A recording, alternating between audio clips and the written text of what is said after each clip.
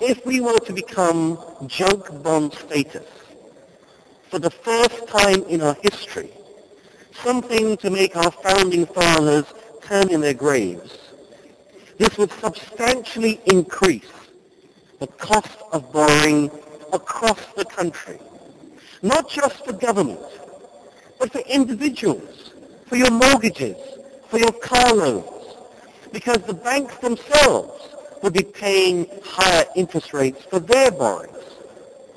There is something called the sovereign country ceiling in credit ratings, which is that you cannot have a higher credit rating than your country. And so if your country credit rating is devalued, so are the banks, so are the lenders, and they will have an increased cost of borrowing.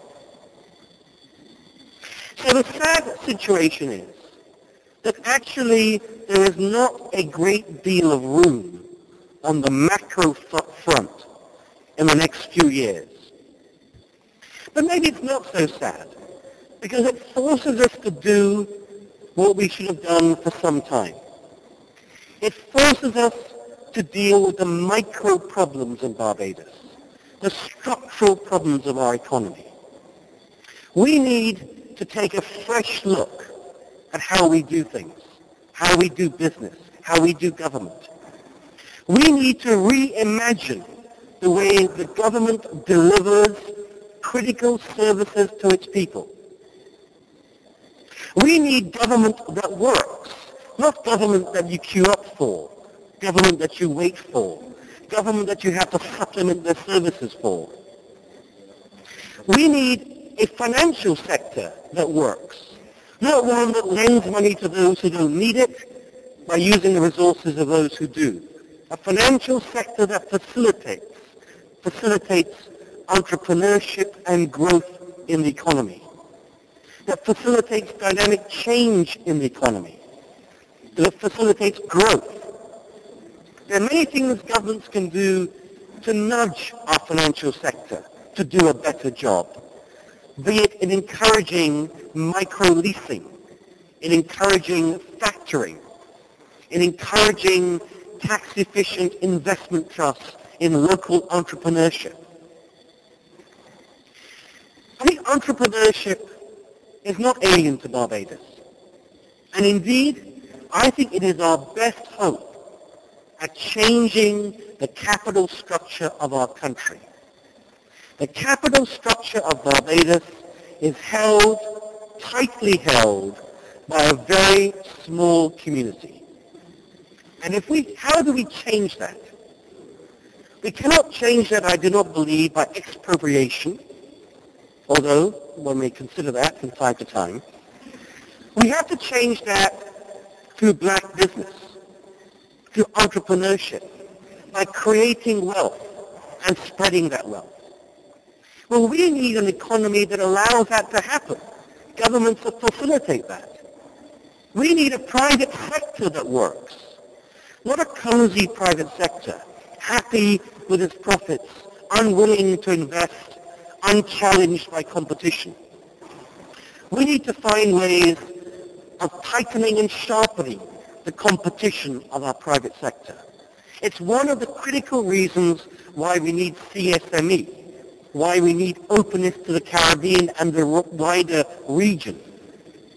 If locals are afraid to challenge our private sector, let our regional partners challenge our private sector. Improve competition, reduce costs, increase efficiency. We need a legal system that works not just for lawyers, but works for the rest of us, that facilitates things getting done, not fees being charged. We need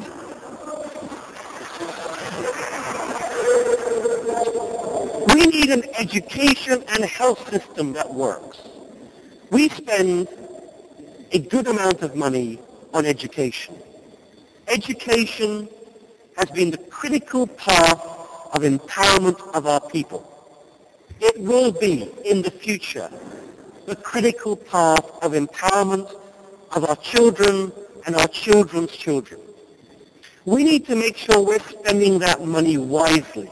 we're spending that money effectively, that every dollar we spend on education is spent in the best possible way. The Caribbean spends a lot of money on education relative to income compared to other regions, and yet we are now facing declining education outcomes. Some of these are sacred cows in Barbados. But let me end with this point. We need to reimagine the way we do things in Barbados. When we had independence, the independence generation viewed education and health and government services not as entitlements to be taken for granted, not as part of an emerging entitlement culture, but privileges that were earned. We need the children of that independence generation to think about these entitlements as ways of empowering themselves and their children. Entitlements that give responsibility, not an entitlement culture. So there's a lot we can do. We are the captain of our fate.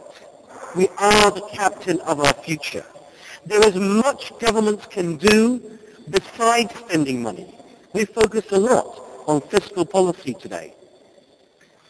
But the levers of fiscal policy have been jammed shut by the last 2.5 years.